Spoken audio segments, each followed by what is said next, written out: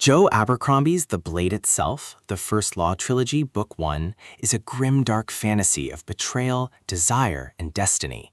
It is a continuous tale of survival, politics, and the courage to embrace power in a world fractured by war and ambition.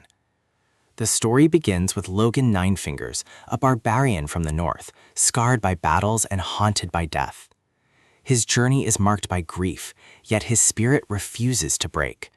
Suspense builds as he confronts enemies who covet his strength, allies whose loyalty is uncertain, and a destiny that binds him to both violence and survival. Meanwhile, in the Union, Inquisitor Glokta, once a celebrated soldier, now a crippled torturer, navigates the treacherous world of politics. His wit is sharp, his cynicism unyielding, and his loyalty questionable. He embodies the corruption of power, yet his humanity flickers beneath cruelty. Jezal Dan Luthar, a vain young nobleman, dreams of glory in fencing tournaments. His arrogance blinds him, yet destiny forces him into trials that will reshape his character. Their paths converge when Bayaz, the first of the Magi, emerges from legend. He gathers these disparate figures, barbarian, torturer, noble, and others, into a reluctant fellowship. Suspense grips every encounter, despair shadows every failure, yet loyalty anchors them, loyalty to survival, to ambition, to destiny. Supporting forces enrich the tale. Logen Ninefingers embodies brutality, resilience, and reluctant heroism. Glokta embodies cynicism, cruelty, and sharp intelligence.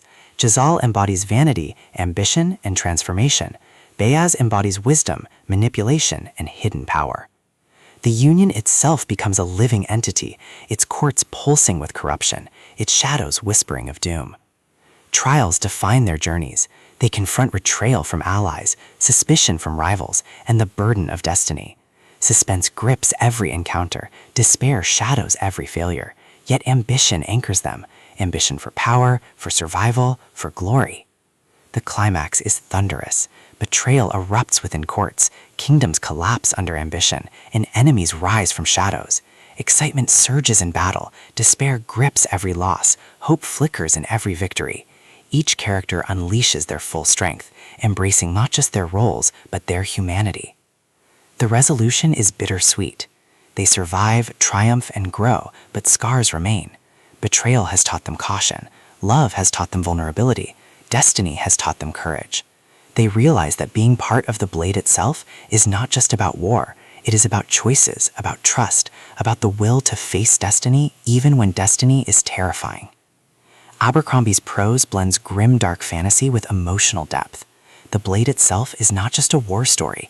It is a meditation on power, betrayal, and survival. It asks, can loyalty survive corruption? Can trust endure betrayal? And what does it mean to be human in a world shaped by ambition and destiny? The emotions are vivid: excitement and discovery, despair and betrayal, hope and survival, dread and prophecy. The script flows like steel, relentless, passionate, alive. Their journeys embody the novel's central truth.